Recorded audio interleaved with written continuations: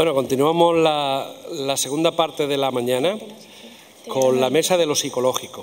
Empezamos por la primera ponencia, que nos la va a dar don Miguel Guerrero Díaz. Es psicólogo del equipo de salud mental de Marbella y actualmente también ejerce en el mismo hospital de Marbella. Tiene una importante formación cognitivo-conductual, ha sido residente de Carlos Haya, compañero mío, y lo hemos invitado a las jornadas porque es una persona que sabe mucho de trastornos de ansiedad en general y cómo abordarlas. A mí me ha tocado en el tema de la comorbilidad, el tema de los trastornos de ansiedad, creo que me ha tocado bailar con la más fea, porque los cuadros de ansiedad están dentro de la comorbilidad psiquiátrica de la mayoría de los trastornos mentales, tanto trastorno mental grave como ansiedad, depresión y somatizaciones. Muchos de los pacientes con trastorno bipolar, a pesar de que la epidemiología da unos números muy elevados, reciben un correcto diagnóstico de trastorno de ansiedad muy poco. Existe también una sobremedicalización de la ansiedad como una primera acción terapéutica, digamos como que se anestesia la ansiedad pronto, con gran cantidad de fármacos. La ansiedad queda un poco como relegado a un papel menor por las implicaciones terapéuticas que tiene. Y quiero desmontar un poco este mito, ¿no? 9 de cada 10 pacientes que sufren trastorno afectivo bipolar van a sufrir un trastorno de ansiedad como comorbilidad a lo largo de la vida. Bueno, ¿qué es la ansiedad? Primeramente, la ansiedad es una emoción, es algo que tiene que quedar claro. Es una emoción básica, es una emoción con carga negativa y, como todas las emociones, pues tiene un papel relevante en el sistema motivacional del individuo. En concreto, la ansiedad es una expresión de un estado emocional, como digo, en el que el sujeto se siente inquieto, tenso, nos pone en estado de hiperalerta, nos atemoriza profundamente o nos preocupa por algo que puede estar especificado o no, puede ser real, puede ser simbólico, puede estar presente o puede también estar anticipado. En el sistema de respuesta somático, sudoración, taquicardia, dilatación pupilar, todos los que hay aquí, aceleración respiratoria, vómitos, desmayos, mareos, en general son síntomas fisiológicos debido a la hiperreactividad del sistema nervioso simpático. A este tipo cuando intentamos resaltar el componente somático de la ansiedad, es lo que utilizamos el término de angustia, alarma, inquietud, aparecen las preocupaciones, también pueden aparecer obsesiones, la aprensión y los PAN, que son los pensamientos automáticos negativos. Y por último, en el sistema motor, pues, lo conforman la expresión facial, las posturas corporales, los movimientos, que son todos ellos comportamientos observables y van a desarrollar el sistema de respuesta de defensa-ataque en función de lo que el individuo vaya a resolver en cuestión de la ansiedad y generalmente van a ser dos tipos de respuestas, o la evitación o la huida. En el lado negativo, en el lado positivo sería el afrontamiento, como luego veremos. Me parece muy importante diferenciar la ansiedad normal de la patológica. ¿Por qué?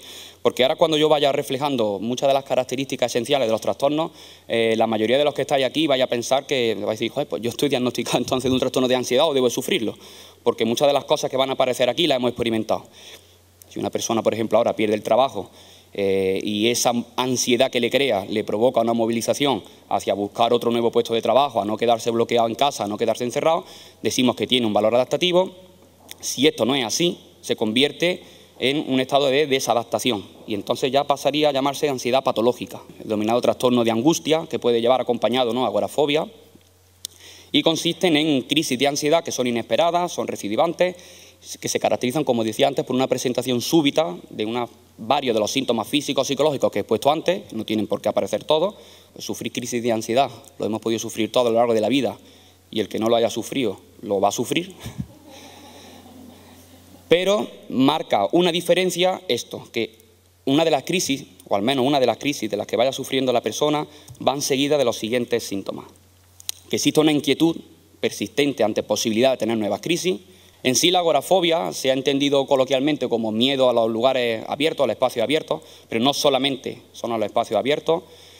Consiste en la aparición de ansiedad al encontrarse en lugares o situaciones donde escapar puede resultar difícil, o bien donde el sujeto estima que si sufre una crisis de ansiedad no va a poder tener ayuda o va a ser difícil salir de ahí. Otro trastorno, el segundo más común, el trastorno de ansiedad generalizada.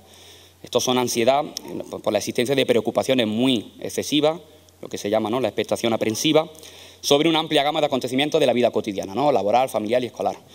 vamos a ver, con lo que está cayendo hoy diremos, bueno, pues ¿quién no está preocupado por el trabajo, no está preocupado por la familia, no está preocupado por el colegio, por los niños? Pues prácticamente todos. ¿Qué marca la diferencia? Pues lo que decía antes, este tipo de preocupaciones pasan a ser, en el trastorno de ansiedad generalizada, incontrolables.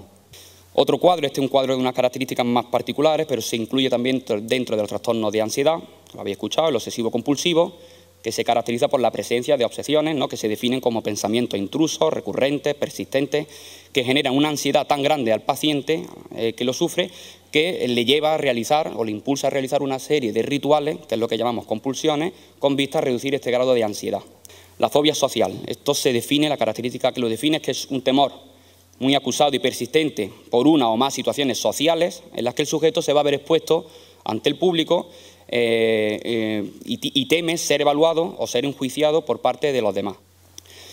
El trastorno de estrés postraumático es una clínica ansiosa también complicada que se origina cuando se ha sufrido o se ha observado también un acontecimiento que es altamente traumático. Es decir, es altamente traumático, se define, la persona lo experimenta con un horror intenso porque la vida de su propia vida o la vida de los demás han estado en juego, ¿no? La fobia simple, que se denomina simple no porque sea simple de tratar, sino porque es específica y es digamos, la fobia, ¿no?, las típicas, ¿no?, los temores acusados, irracionales y desproporcionados ante situaciones que son más específicas. Y luego, por último, hay otros trastornos de ansiedad, por ejemplo, los que denominamos trastornos adaptativos con reacción ansiosa, que son síntomas en respuesta a estresores que son identificables, ¿vale? No son síntomas que van más allá de los 3 meses de que aparece el estresor, luego desaparecen. El trastorno de estrés agudo, que es parecido al trastorno de estrés postraumático, cambia el criterio temporal, que tiene que estar menos de 4 semanas, y los trastornos de ansiedad, que también pueden ser secundarios a enfermedades médicas o pueden estar inducidos por sustancias. Es muy frecuente que los síntomas de ansiedad precedan la aparición del cuadro bipolar, es decir, que actúe como un factor precipitante.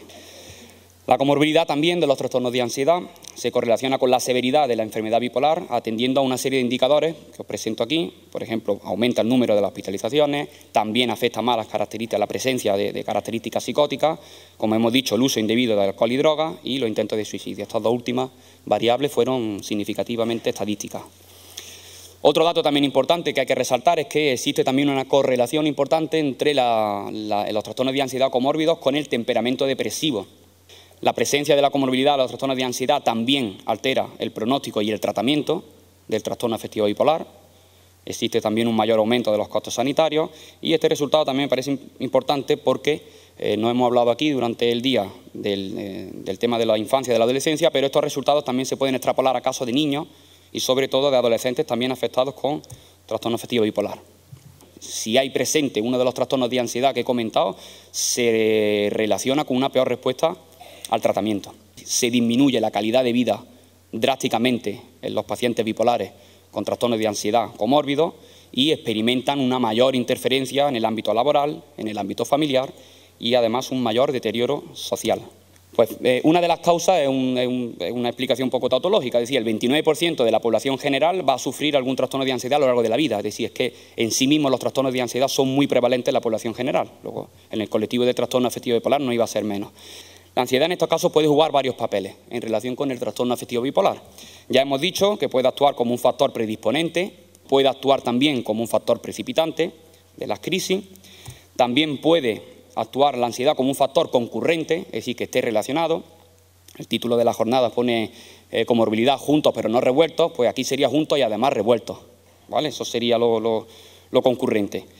Efectivamente podría ser también como factor comórbido, en el sentido de que coexisten de manera independiente ambos trastornos o más. Como hemos visto también, otro papel que puede jugar es que un factor de riesgo negativo en la evolución del cuadro bipolar y ya también, más INRI, puede actuar como consecuencia o puede aparecer como consecuencia del propio trastorno. Y finalmente, ya para terminar, el tema del tratamiento de los trastornos de ansiedad, pues bueno, hay dos estrategias fundamentales, una es la psicofarmacoterapia, que utiliza un gran arsenal de fármacos, ansiolíticos, antidepresivos, hipnóticos y demás, y la psicoterapia, la opción psicoterapéutica, incluye aquí todas las intervenciones de corte psicológico. Pero quiero señalar, más allá de esto, porque luego estamos hablando de lo mismo, que se ha demostrado una eficacia igual y en algunos casos superior de la psicoterapia frente al empleo de fármacos. No se pueden superar los cuadros de ansiedad si no hay un afrontamiento hacia aquello que atemoriza al paciente.